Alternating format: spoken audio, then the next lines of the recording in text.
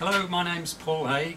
I'm renovating an old Lotus Elan Series 2 in 1966 and thought I should capture some of the details of this brilliant piece of engineering design on video before I start to reassemble it all.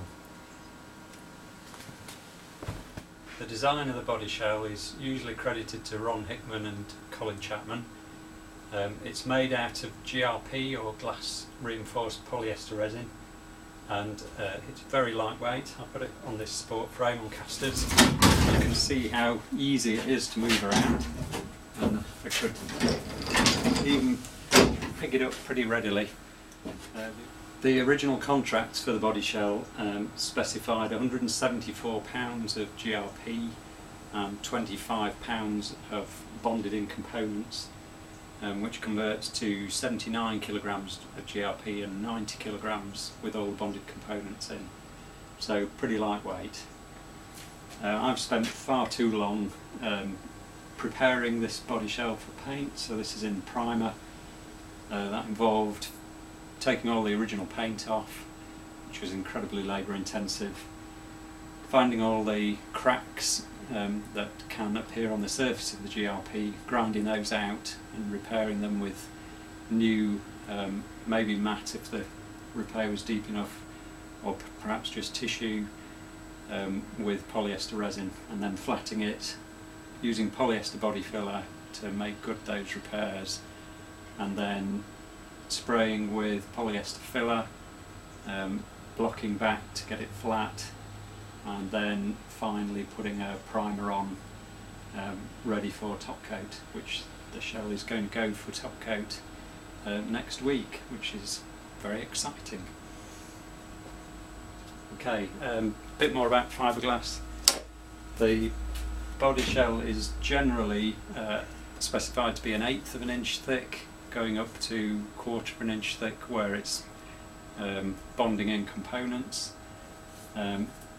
That's more or less 1/8 of an inch thick fiberglass. You can see where it goes very thin at the edges, it's quite brittle. I can just break pieces off, but in general it's very strong. You can hear a few cracks where I'm stressing it too much. In the moulds they put on a gel coat which had no fibre reinforcement at all. It's just a thixotropic resin that coats the inside of the mould. Then they lay up the matting and more polyester resin, which is the gives it the strength, with lots of strands of fibre in there which prevent cracks from travelling right through the material. But the outer surface having no fibre reinforcement, if it's stressed it can crack, and those are the classically known as gel cracks. They can appear in a star formation if it's hit from underside, or just long lines where it's just a stress crack from the whole panel flexing.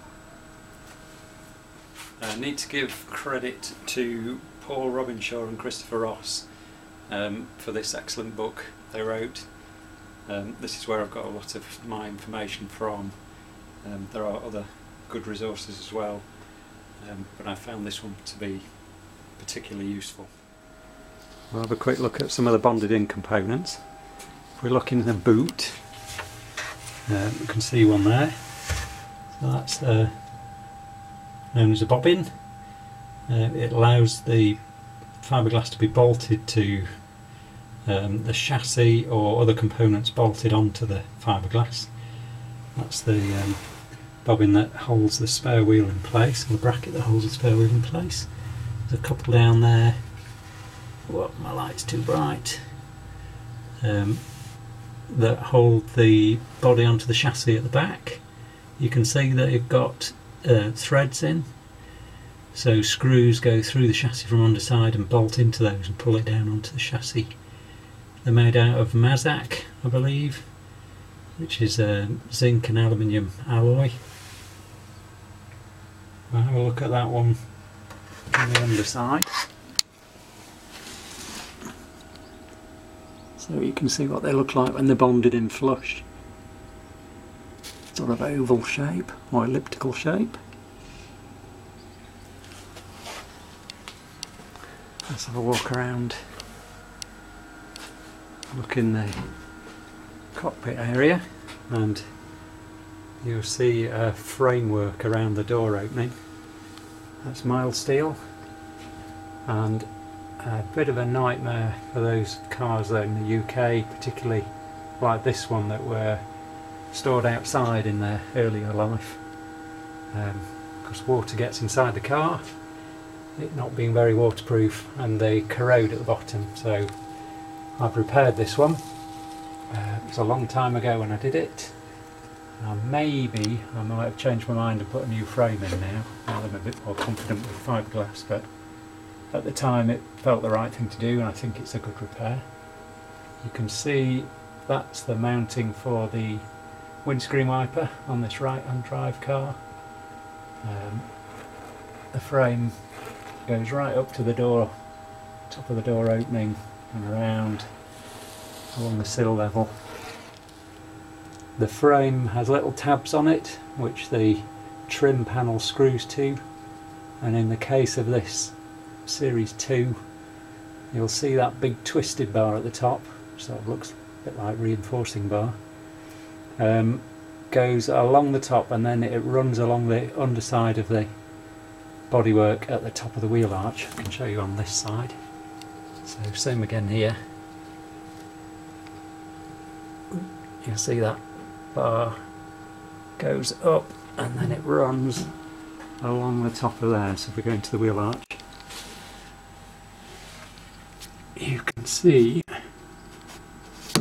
maybe you can see a shape where it runs along there. There we are, that shadow shows it up nicely. So the bar runs on the top of the wheel arch. There's a couple of little holes in where the 10-ax fittings go through, which is rather unfortunate positioning. Okay. Whilst we're down here, you can see the shape where the rear suspension turret, which is on the chassis there, goes up inside the wheel arch and it bolts through at the front. You can see the bobbin for that there, and that big hole is for you to have access to the nut that's on the top of the rear shock absorber, which is positioned in the lotus cone there. So when the body and chassis are assembled, you've still got access to get to that nut. That's on the side. Those holes are for mounting the final drive, which you can see in the chassis there, which has got the differential inside. And then there's a shape, forms a tunnel down the centre, which is where the backbone of the chassis sits. Just a bit more detail about the repairs to the frames I made, frames that go around the door opening. This car had been outside quite a lot of its life, I think, and water had come in and corroded the frame at the bottom, so I felt I needed to make a repair. So this part is being added by me. You can't see the whole of the part because I've fiberglassed it in, but that extra piece I put in, I then welded some pieces to that before I fed it into the car, which I then welded to the existing frame in situ, which was quite a scary thing to do with a fiberglass car and lots of heat, so I did it very quickly. So you can see how I repaired it. And this part with those pieces on had to be fed through the wheel arch at the end, so I had to cut a slot in the wheel arch at the front and slid it behind the frame. You can see why I did it here, maybe, if there's enough light. See if I can add some light. The original frame had become very thin in section. So there, you can see it had wasted away considerably. So I felt I needed to strengthen it. At that time I couldn't face replacing the whole frame, which I know you can get replacements, and could have ground it all out and put a new frame in, but that's what I decided to do. I think it's a reasonable repair. This is the engine bay.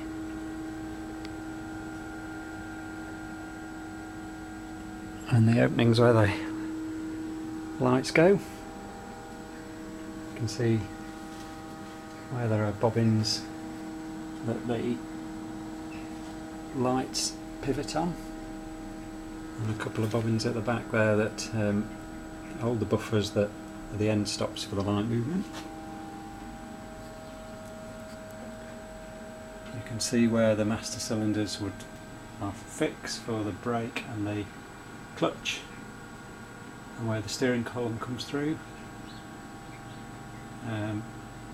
And on this case there's a piece of fibreboard that covered the similar holes on this side that would have been used if it was a left-hand drive car. A couple of small holes for the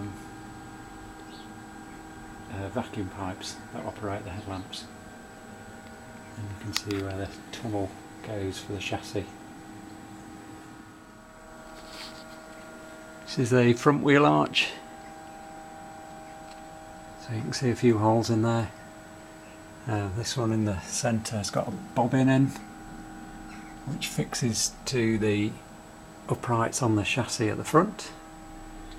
So you can see the chassis there. There's a little pilot hole drilled, which has to be drilled out to the right size and tapped for a bolt that goes through that bobbin. You can see the bobbin from the other side. And the shape here is quite intricate. This is where the chassis comes through. You can see this front leg of the chassis. It tapers down slightly towards the front, and that passes through the bodywork here. So it comes along this surface and just fits underneath there, and the upright comes this side. The body of the Elan is moulded in two parts. The two pieces were brought together and then joined on the seams when they were still wet in their moulds, so we never see any photographs of the two parts separate. I've attempted to show the joint line with red tape. So if we start at the nose, underneath, can I get far enough away with the camera to make sense of this? So there's a joint that runs underneath the front. If we look inside the nose, so there's the opening for the light pod. So there's a joint that comes down the front of the front wheel arch and then across the body at that point, at the other side obviously. You can see clearly the two different parts of the moulding there in the engine bay. Let's have a walk around there. So comes across the front, up front of the wheel arch to the top, get some light in there, to the top of the light opening, and then that's where they're going to be bonded across the top there, going to the wheel arch. So there we are, coming up the front of the wheel arch. You can see, maybe you can see if I get the light in the right place, witness marks of the 3-inch wide chopped matte tape that was used to butt joint the two together. So it goes across top of the wheel arch. Oh, my tape's falling off, and then down the back of the wheel arch to where the main floor of the shell is, and then it would run along the sill. Change my light position. run along the sill to the front of the rear wheel arch. Now if we just nip into the body, the engine bay. So picking up where we were before, so it comes up front of the wheel arch, and then this joint's really obvious. You can see the edge of the top moulding, so that's where the joining of the wheel arch, front wheel arch, and then this is where the sort of pedal box arrangement is. Let me squeeze through. So down the back of the wheel arch, and there's the pedal box. It sort of disappears down there, back up again to this point, and across there, not quite so distinct, but then a very obvious joint between the back of the engine bay and the tunnel. So across there, and obviously same on the other side. Let's go to the back of the car. So along the sill, and then into the rear wheel arch. Let's stick some light on it again. You can sort of see a witness of the, if I can get the light in the right place, of the tape that runs up the rear wheel arch and then around where the suspension tower will be, and then back down the back. Just nip into the interior.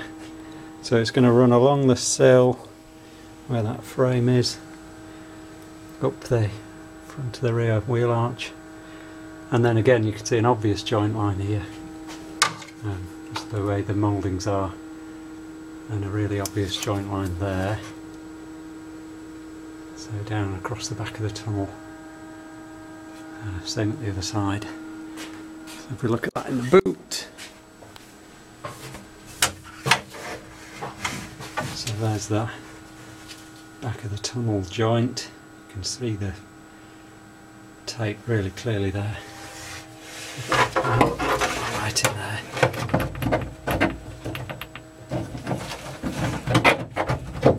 Sorry. So that's looking up. And it would obviously run around the top of the wheel arch. I've just picked it up against there, and then down the back wheel arch, and then I think across there. And up to the back, and it's not so obvious. I think it must go across where the rear bumper bar fits. I did wonder whether it came across here originally, but I'm pretty certain it must be down there up to this point, and then probably along here. That's good from the outside. So if you think about that, so I think coming across here up to this point, you can see a sort of a witness mark of something going on there. So probably across the bumper opening, but it's not so obvious. Certainly not now I've done all that work on it. And that's the undershell moulding going back to under the boot floor. So pretty smart design really, all in all. Quite impressive. Just a bit more about those bobbins that we mentioned. There's a couple more here. Those are the ones for the seat, clamping the seat at the front. There's a couple here for the battery box. One at the back here, that's the one that's going to go through and be a hole in the top of the chassis which will be threaded so bolts through from this side. So that bobbin has not got a thread in it, it's just plain, as opposed to these ones that are going to clamp through. Maybe I need to light.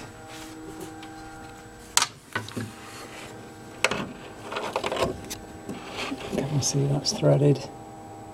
Bit of focus. Take it from me, it's threaded. So the screws come through from the underside of the chassis into those. So the chassis bolts in, I think 16 places. So there was the 2 in the boot which we showed much earlier, 2 at the top of the suspension turrets. And then in the body there's one there, another one there, another one there on the floor. Coming up where the gear lever comes through in the dashboard, there's a couple there. And then there's the ones that come through onto the front uprights on the chassis. And then a couple down here. There they are, which are going to fix onto the front of the chassis, and you can see on mine they're only just on the chassis. Interesting, when I've fitted this chassis to the shell, it didn't want to sit down very well at the front, and I had to take some fiberglass away. You can see, maybe you can see there, I had to cut a little notch, and it was a hole which I've put some fiberglass on the other side. And similarly at this side, but on this side, opposite side, I had to cut away there. Again, I've put some fiberglass on the other side because it wouldn't fit properly. But the design of the chassis have never changed, so maybe the fiberglass moves around over time, I'm not sure. But there was no way it was sitting down at the front, and even now there's a small gap which I'll fill in with some spacers. Okay. Oh, I've forgotten to add the bobbins we were talking about. These little ones, and there's also some other designs of bobbins. This one's where the door pivots. There's one at the top here as well. They're sort of half spheres. Maybe you can see the bottom. Put some light under. Can we see it? It's there. So that's the bottom of that one. I had to replace the two at the bottom because they were so worn out. Anyway, those bobbins, the book says there's 110 on the car, so there's a challenge for you if you've got a bored moment. I'll just get the battery box as well, just show you that in place. So on the Series 1 and 2 cars, the battery sits in the body cockpit. I'm not sure it's a great idea if it was a fixed head with really good sealing, but you can see there's a couple of bobbins there, an obvious shape where the battery's going to sit, and that's the cover for it. So it will pick up on those two bobbins. I've just got pilot holes in the moment. So yeah, there we are. There are a couple of idiosyncrasies to the design which of the Series 1 and 2 anyway, which I find charming really, because the original positive that the moulds were obviously made from was handmade. So you can see it here. The distance between the light opening and the bumper is quite different from side to side. So if you've got a Series 1 or 2 and you've never noticed that before, to go and have a look. And there's another one. Not so obvious at all, but this detail, and if you've worked on the bodywork as much as I have, you've become quite intimate with it. So where the latch for the lock is going to go, just look at this detail here. So it's level with the body, and the shape of this sort of comes up to a bit of a tight radius and then flat again. If we go around and look at the other side,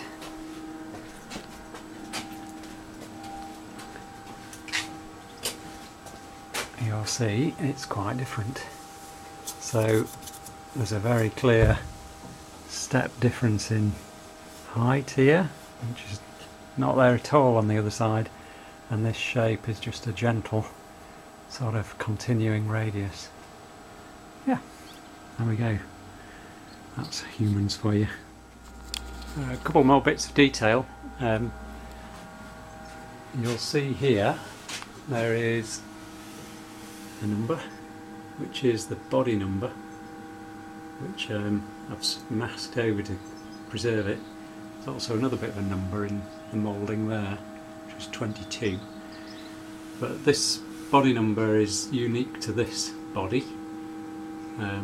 It's not the same as the unit number or chassis number, but they were kept on record at Lotus. So that's body number, and we can just have a quick look underneath as well. Now I've shifted the chassis out of the way, so we can just sort of move our way up. You can see the shape of the underfloor, and the colour of the underfloor as well is the colour of gel coat. So that's just the colour as manufactured.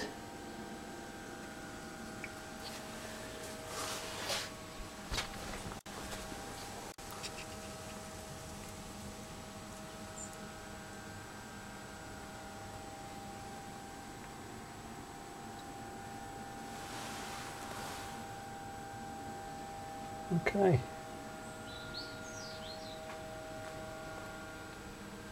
A thing of beauty. Whilst we're under the car as well, we can see in the nose of the bodywork, between the two openings for the lights, you can see some reinforcing.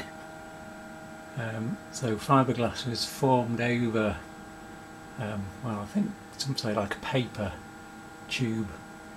When I ground the ones off the underside of the bonnet, they were like a foam with a little wire inside.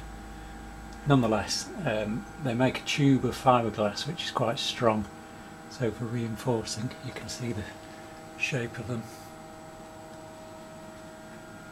There's some under the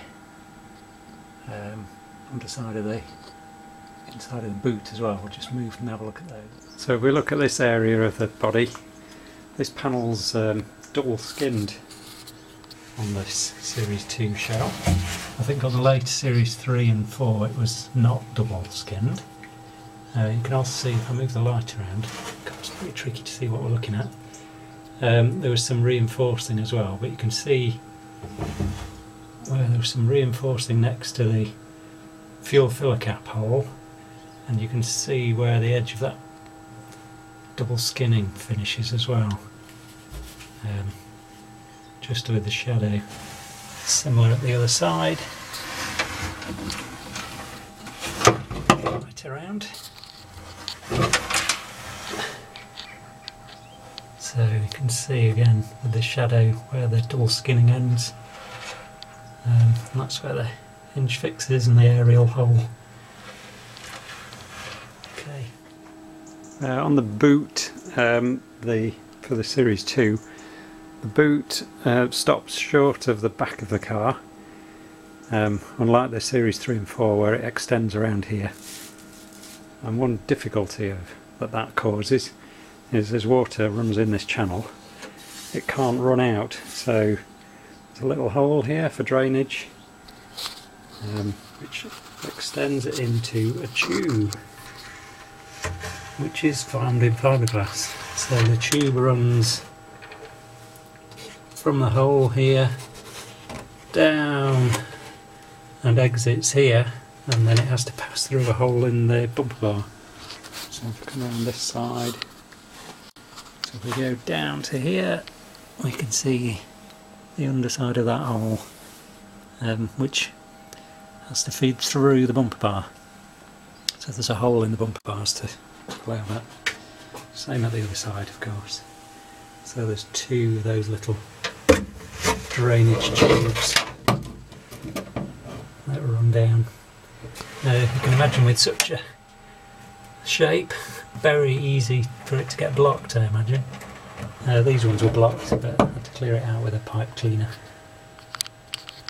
I hope you found the video informative and interesting and that I got my facts correct. Thanks for watching.